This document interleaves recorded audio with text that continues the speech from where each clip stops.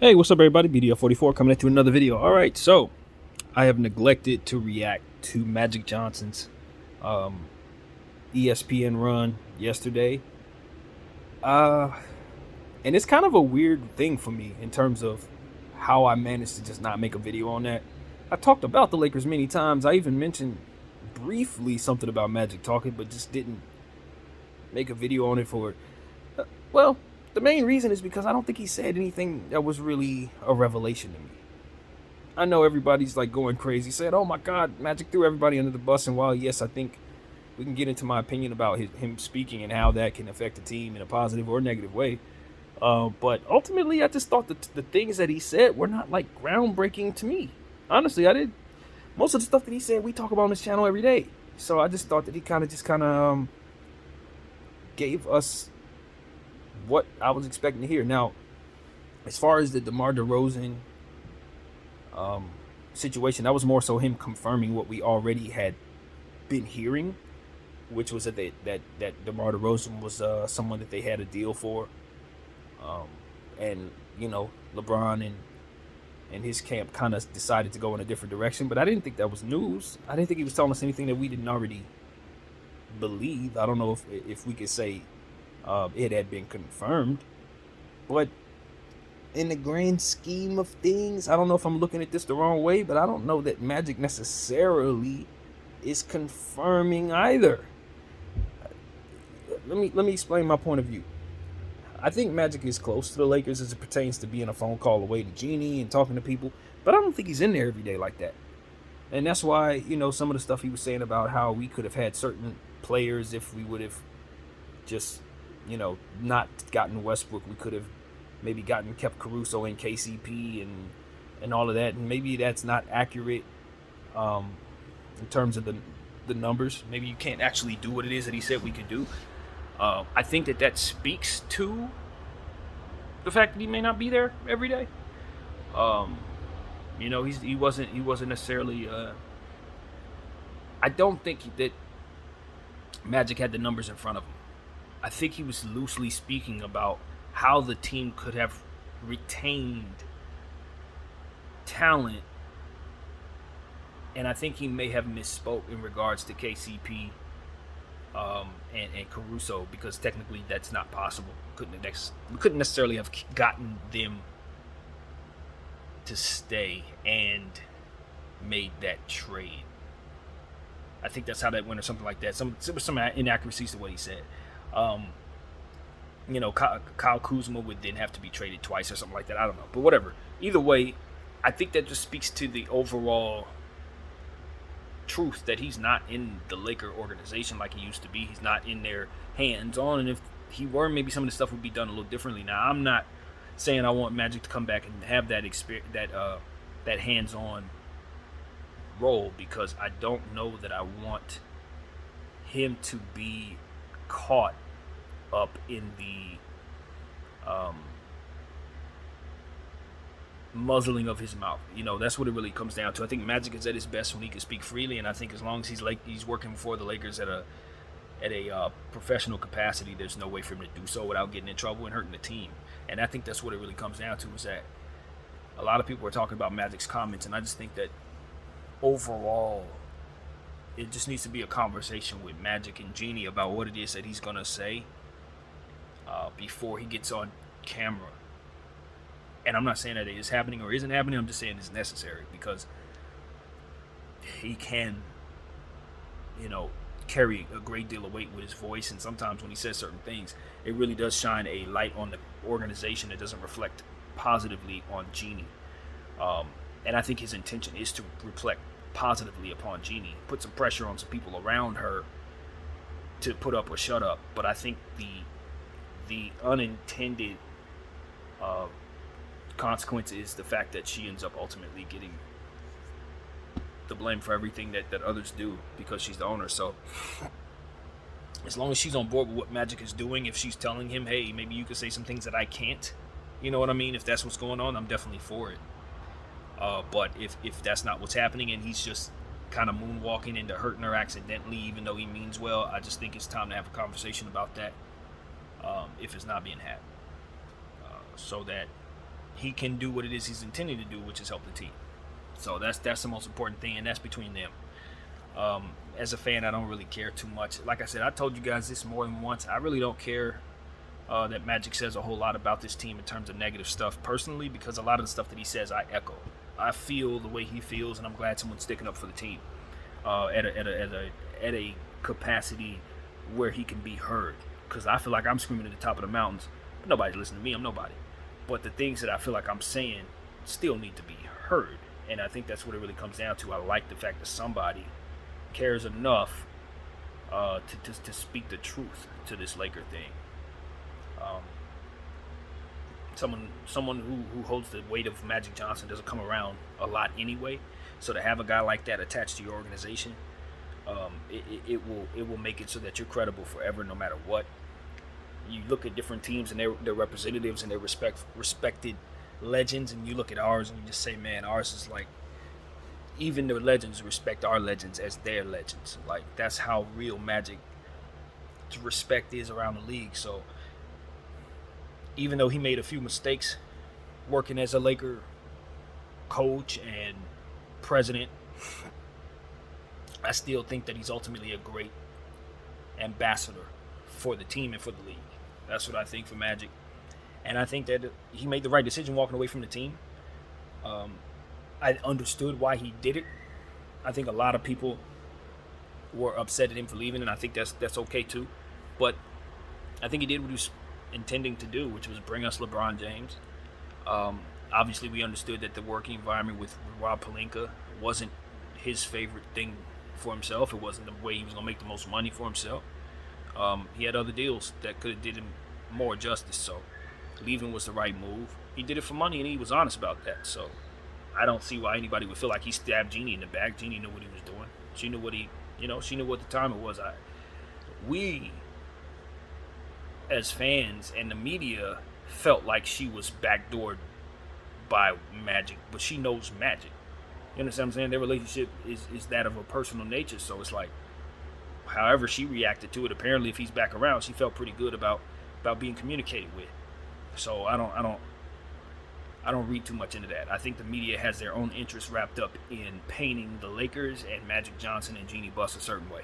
I do. I think they have their own agenda about how they want to paint this narrative, and maybe the Lakers are on board with it because we love controversy. I never rule that out. This team seems like to me they tend to create drama. And it's been like that my whole life. One way or another, drama finds this team, and a lot of times I think they go out looking for it because this is a Hollywood situation. We love a storyline, we love drama, and that is what Hollywood is about. Unfortunately, a lot of times us real fans, us blue collar fans, get dragged along into the theatrics, and that's how I feel is going on right now with this LeBron era. But at the end of the day, man, Magic is always in the background. He leaves us a whole lot of credibility, weight, and leverage with people like LeBron James, who would otherwise have all the leverage with this organization if it weren't for people like Magic and Kareem, who can look him in the eye and say, I'm just as great as you. I'm right there with you. If you number 2, I'm number 3. That guy's number 5, and I'm telling you, you got a lot to prove here if you want to be respected as a Laker. You know what I mean? And they're not letting him slide in some of the stuff that they don't agree with. They speaking out. They holding him accountable for some of the things they feel he needs to be held accountable for. I'm not upset about it. Maybe I don't agree with necessarily what they're holding him accountable for, but that we have somebody in our past and in our present who's a legend, who can talk to the new guys and say, yo, this is what we expect. This is what we stand for. And when we don't get it, you're going to have to hear from us, and that voice going to hold weight with you and everybody else. I think that's a luxury that we should not be shaking off.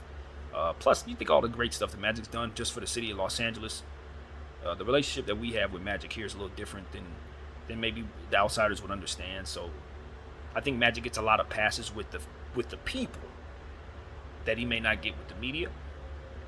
You understand what I'm saying? That he may not get outside of this market. But here, Magic has a revolving door with us. These people, he ain't never got to worry. He can leave when he wants. He can come back when he wants. He always going to have a statue out there. He always going to have banners up there. He's always going to have that 32 up there.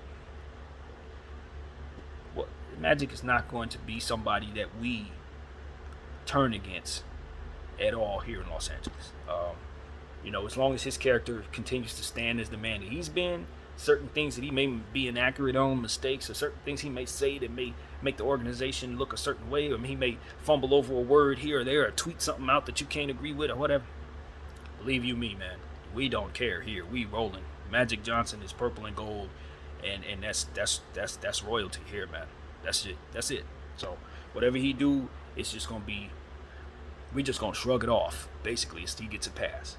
And I know there's a lot of people who don't like that. You know what I mean? People that maybe we like a lot and love a lot that may not get that kind of a pass to be honest with you. And I'm not saying it's fair, but it's Magic, man. It's the smile. It's the ability to make others feel included. Not only was he able to give assists on the court, but he's excellent at making people feel included in the conversation around him. He has an infectious personality on top of the accolades and the greatness on the court and all this other stuff. He's also the kind of personality that everybody wants to be around, so that makes it even worse for all his haters. And it makes it more tough for his foes as well. When you consider going up against him, maybe being on the wrong side of him, it's not the guy you want to be in a public battle with. So, I just look at Magic. I'm just in awe of him. I've always been in awe of Magic. Magic is a walking miracle in many different ways, as we know. And it's just like, when he speaks, it's going to hold credibility just off the sheer history of the man. You're going to listen when he live the life he has and accomplish the things he has as well. So, when he say people need to move around, people need to move around. Now, I agree. He said Frank Vogel going to be fired soon, and everybody's acting like that's a revelation. I don't think he was breaking news. I think he was talking like I be talking to y'all. Y'all know Frank about to be fired, right? That's not really a I talked to Jeannie, and now Jeannie's revealing her plans to me about Frank. That's how the media is reporting it because it's Magic. But the way I perceived it was he was telling us, hey, that boy on his way out, right? So I just didn't get the vibe that he was really breaking news. They're just trying to make it look like he was. So that's how I took that. Saying that LeBron James is DeMar DeRozan. LeBron James is why DeMar DeRozan isn't here. I have more questions than I have opinions. My question is, who's DeMar DeRozan's representatives? And is there some type of power struggle between that person and Clutch? And did that ultimately really have the end all be all to the situation?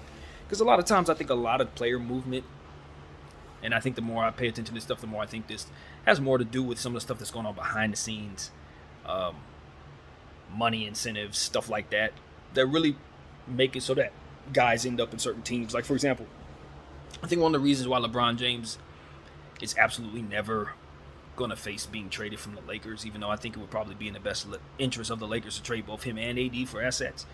One of the reasons why I think that's never going to happen is because I firmly believe that LeBron James has so many different things probably planned out over the next year that are attached to him being a Laker. Things that probably had nothing to do with basketball. Documentaries, probably Rice Krispie treats packaging or something with him with a Laker uniform. Little stuff like that it takes so much licensing and different lawyer things behind the scenes to make happen.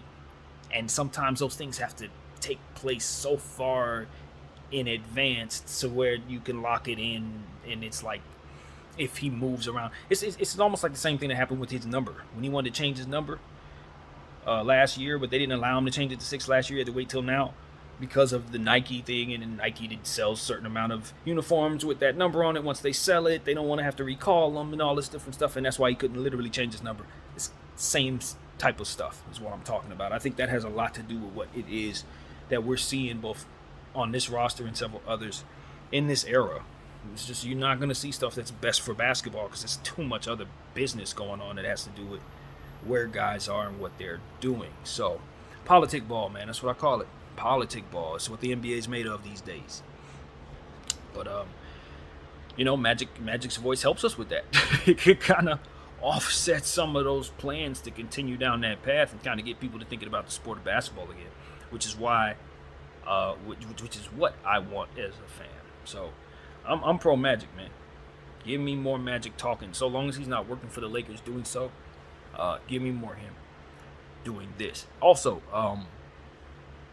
I do think that some of the moves that he made as an executive or things that happened on his watch made it so that I'm kind of cool with him being an executive. I'm not gonna lie, kind of cool. That Zubac trade, I still have yet to see where in the numbers that actually made any sense whatsoever. If there's something I don't see, if there's a $1 million exception there or a trade piece in there somewhere, something in there that makes sense, because I'm not seeing it. So that trade alone, I think personally was the worst trade I ever seen in my life, and it happened on Magic's watch. So that's not a resounding endorsement for Magic as executive for me. But everything else, hey man, let's keep him as an ambassador.